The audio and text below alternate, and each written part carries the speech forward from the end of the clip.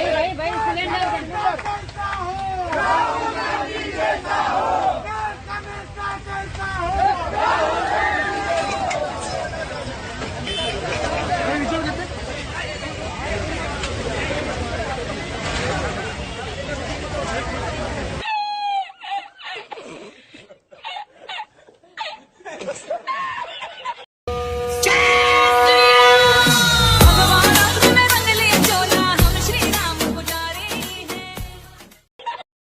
शफीक मेरी बात सुनो, आई लव यू कहने का तुम्हारा कोई मकसद नहीं। तुम थैंक्स भी बोल सकते थे अगर मैंने ड्यूट तुम्हारे साथ किया, ठीक है ना।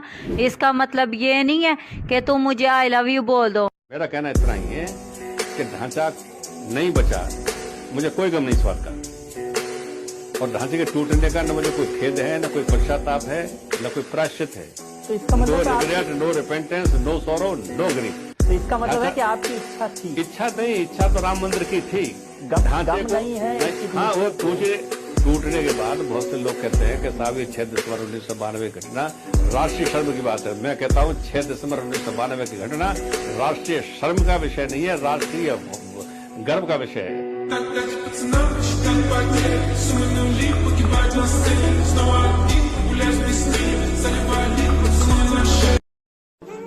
जब आपके बच्चे घर में मां की गोद में आराम करते थे और हमारे बच्चे रणभूमि में दुश्मन की लाशों को तकिया समझकर आराम करते थे, उम्र में 11 साल या 12 साल, लेकिन जब दुश्मन के गले पर तलवार का वार करते थे तो तलवार को एक ही हाथ से आर पार कर देते थे। जब रात के पहले पैर में तुम लोग घरों के दरवाजे बंद करके रजाई ओढ़कर सोते थे, तब राजपूतों के कई मासूम अपने देश की रक्षा का भार ओढ़े गहन चिंताओं में डूबे रहते थे। और आजकल के 40-40 किलो के नवाब ये पूछते हैं कि राजपूतों ने क्या किया। जिन लोगों ने अपने सिर बिना सोचे समझे मातृभूमि की रक्षा हेतु कटवा दिए, उन्हीं के वंशजों से पूछते हो कि तुम लोगों ने क्या किया। गौर कलयुग है साहब। बिहार से बड़ी खबर, नीतीश सरकार के इकलौते मुस्लिम मंत्री जमा खान ने धर्म परिवर्तन पर बड़ा खुलासा किया।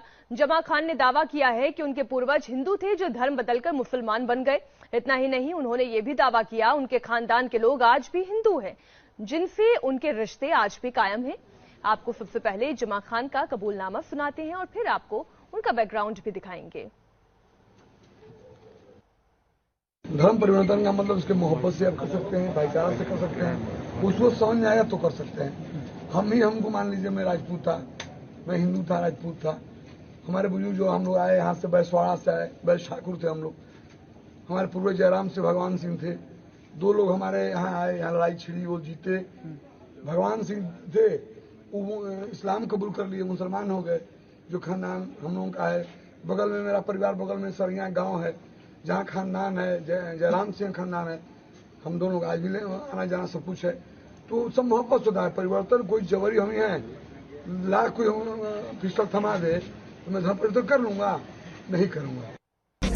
देखते क्या हो, वो हमारे सामने पुरनीत करो। अरे छत्रपती तुझ्या दरबारात उभे आहे, तूच आम्हाला मोकळा कर।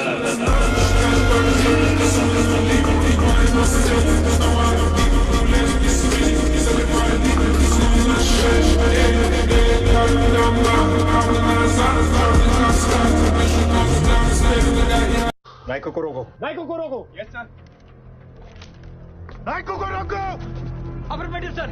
खड़ जा नायकू, नायकू मैं कह रहा खड़ जा।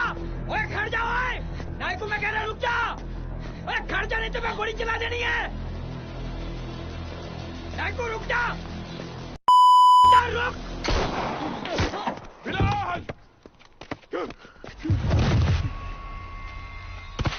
बिलाल, बिलाल, बिलाल,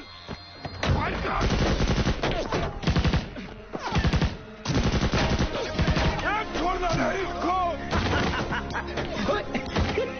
क्या हुआ? और सावधी पहुंचा दिया नायकू को जहन्नुम में। भारत माता की जय।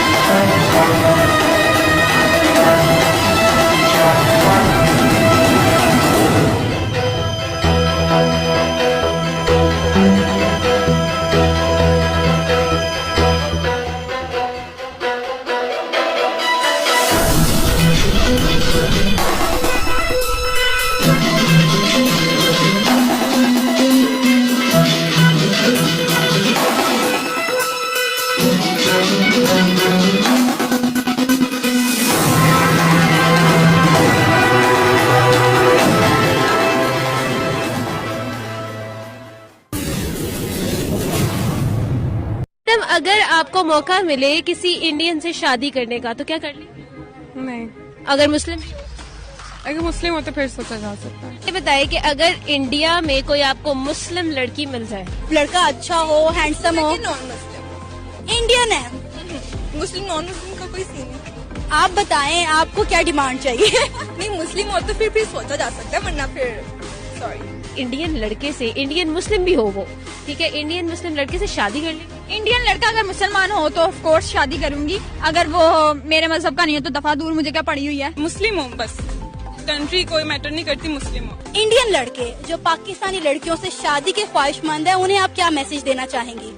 यार उनको ये पैगाम देना चाहेंगे, सबसे पहले तो हमारा इस्लाम कबूल कर लें, उसके बाद ये वो सोच है जो हर इंसान की होती है, या सबसे पहले हमारा इस्लाम कबूल कर लें, पाकिस्तान में आए, आपकी मोहब्बत को तोलते हैं।